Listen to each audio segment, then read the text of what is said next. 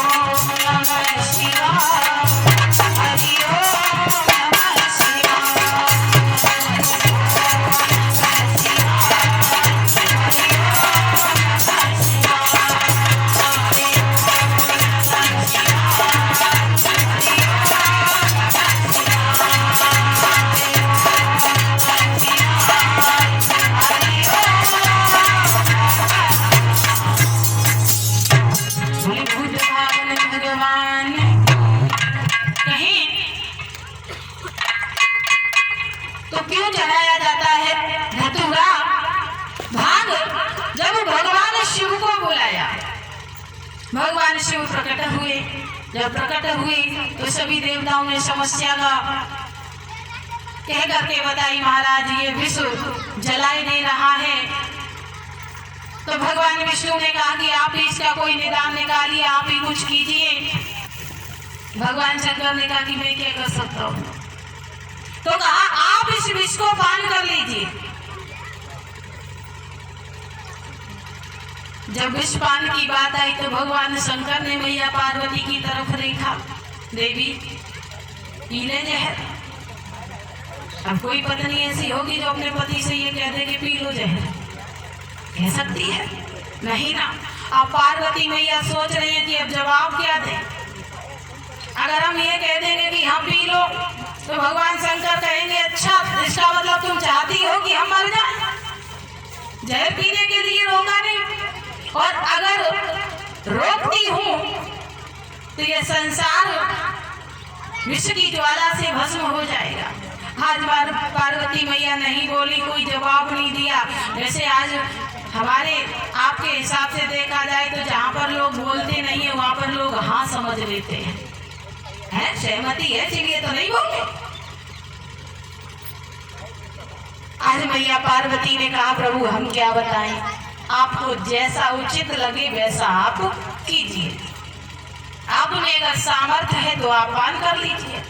आज भगवान शिव ने उस विष को जब पान कर लिया, विष पान जब कर ही रहे थे उसी समय याद आया कि मेरे हृदय में तो भगवान श्री राम का वास है, अगर ये विष मेरे हृदय में पहुंच गया तो मेरे प्रभु को जलन होगी। इसलिए सारे विष को भगवान शंकर ने अपने कंठ में ही रोक लिया। और जब कंठ में विष को रोका तो उनका एक नाम पड़ गया, नीलकंठ पड़ गया। देवताओं ने एक नाम बढ़ा दिया, बोले नीलकंठ महाराज की। और जब विष की ज्वाला तेज हुई, अब जिसने विष पिया है तो गर्मी बढ़ेगी ना, तो गर्मी की शांति करने के लिए जब मंथन से चंद्रमा निकला वो भगवान शिव को दे दिया, सर पर धारण करवा दिया। चंद्रमा से अमृत बूंद झरती रहेगी तो भोले बाबा को कुछ राहत मिलती रहेगी। जब ज्यादा गर्मी लगती है तो कपड़ा भिंगा भिंगा के सर पे रखते हैं ना। जब चंद्रमा को भगवान ने अपने मस्तक पर धारण कर दिया तो भी भगवान के भक्तों ने इनका एक नाम और बढ़ा दिया, बोले चंद्रमौली भगवान की। उसके बाद जब भगवान ने विष को पान कर लिया तो भोले बाबा झूमने लगे, कैलाश पर पहुंचे। मैया पार्वती ने विचार किया कि ये जहर पी करके आए हैं, अब इनका कुछ उपाय करना चाहिए। तो कहें जैसे कांटा कांटे से निकलता है, लोहा लोहे को ही काटता है, उसी प्रकार से जहर भी जहर से मारा जाता है। अगर किसी को सर्प डस ले और आप डॉक्टर के पास लेकर के जाएं तो डॉक्टर पूछेगा कि कन्फर्म है कि सांप ने ही खाया है।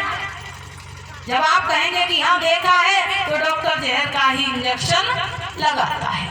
आज मैया पार्वती ने भोले बाबा का वो विष खत्म करने के लिए जहरीले पदार्थ आग धतूरा को देना प्रारंभ कर दिया। फिर धीरे धीरे पड़ गई आदत।